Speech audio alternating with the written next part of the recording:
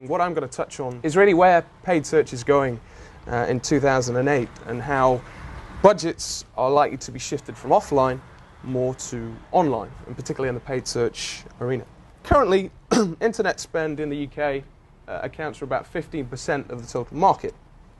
It's obviously overtaken radio spend already, newspaper spend, and outdoor quite a while ago as well. It's predicted to overtake TV by 2010, and it's soon getting there.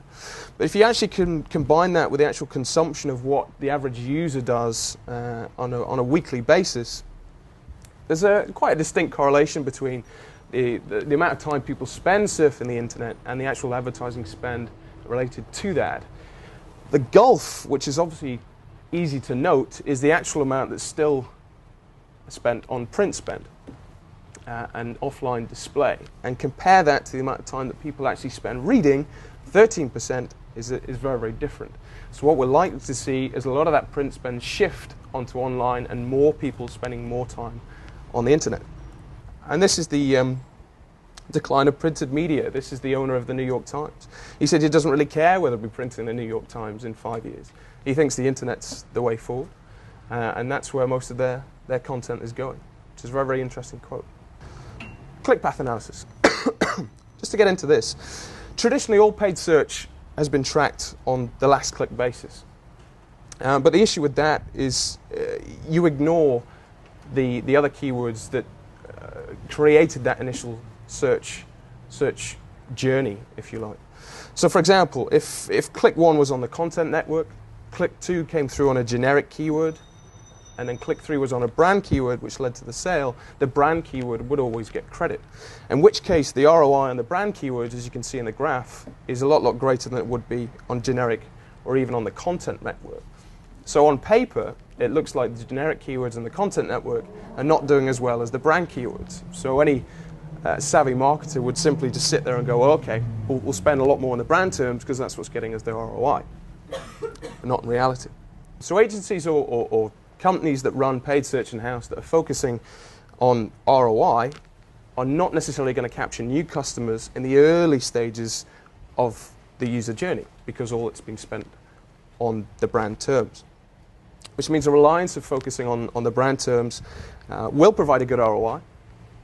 Nobody's debating that, but will limit the volume of sales coming through because it's quite nichely targeted. So it's therefore crucial to find a balance, and we convey this to a lot of clients we work with, to find the right balance between brand terms and your generic keywords and find the link between the two.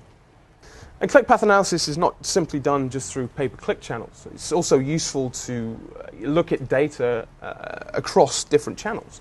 So say if you run SEO, you run display, you might have adverts running on Facebook or wherever else. It's useful to see the impact that your other budgets will have on those. So in this example, someone will click on a display advert, they'll then click on a Facebook advert, maybe for recruitment, and finally click on a paid search advert. Again, the paid search will generally get the credit for that, but the display advert and the Facebook adverts should also take credit for that. So having a single reporting tool that tracks cross-channel and tracks all your online activity is pretty crucial in order to provide that holistic view of results. We're quite a way off this at the moment because different tools track different things, but this is pretty crucial in order to do click path analysis. So MSN launched its demographic tool in 2006, and it allows you to target demographics at the domain or even a keyword level, which is very, very useful. And MSN, depending on the websites you're looking to target, crossing over the content network, you can see the age and gender split of that particular site, so you know whether to target it or not. A lot of this is common sense, but looking at the tools backs up the data. And the figures provided from Website Story show that conversion rates are actually fairly good for the MSN demographic targeting compared to the likes of Yahoo and Google, which are over on the right. But the problem, again, just to mention, is the traffic volumes are very, very low. MSN is not the most widely used engine, and demographic targeting is, again, not widely used by all companies or all agencies. In terms of the Google Content Network, this is just launched in the UK. Has huge traffic volume potential again, and ads can be run across text, they can be run across video and image adverts as well. So again, this is the movement away from purely text adverts and becoming very, very popular. A large number of websites have already signed up to this, including the likes of MySpace, Friendstar, ProBoards and PictureTrail. And as well as setting incremental bids for the demographic, you can also exclude certain users as well. So that targeting goes a little bit more granular. The Facebook ad platform was launched in November 2007, not 2008. And we've been testing this quite readily with a few of our own adverts. And it works very, very well for certain industries. For retail, it's quite difficult. For travel, the results are there, but they're not great. But particularly in the recruitment and dating verticals, the targeting is so precise that the conversion rates and the return on investment are very, very good.